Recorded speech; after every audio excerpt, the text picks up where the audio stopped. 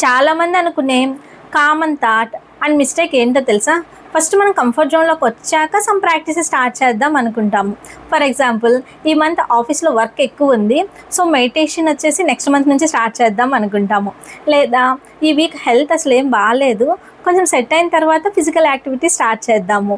లేదంటే మనసు ఏం బాగాలేదు, సెట్ అయిన తర్వాత కొన్ని మైండ్ఫుల్నెస్ ప్రాక్టీసెస్ స్టార్ట్ చేయాలి అని అనుకుంటాం. కానీ ఇది కంప్లీట్లీ రాంగ్. మనం మైండ్ఫుల్నెస్, మెడిటేషన్, ఎక్సర్సైజెస్ అనేవి అన్నీ సెట్ అయిన టైంలో చేయడం కోసం కాదు. అవి ఎవ్రీడే రిచువల్స్‌లా ఉండాలి.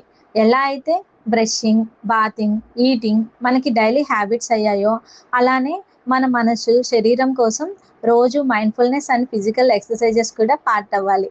అప్పుడే మనం హ్యాపీ, బ్యాలెన్స్డ్, మెడిసిన్ ఫ్రీ లైఫ్‌ని లీడ్ చేయగలుగుతాం. మనకున్నది ఒకే జీవితం.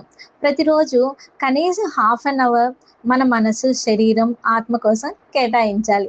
మీరు కన్సిస్టెంట్‌గా, కామ్‌గా, ఎనర్జిటిక్‌గా మారాలా?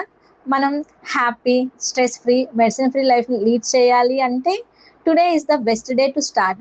Hour 5 AM next batch is starting soon. Register today and take your first step towards your best self.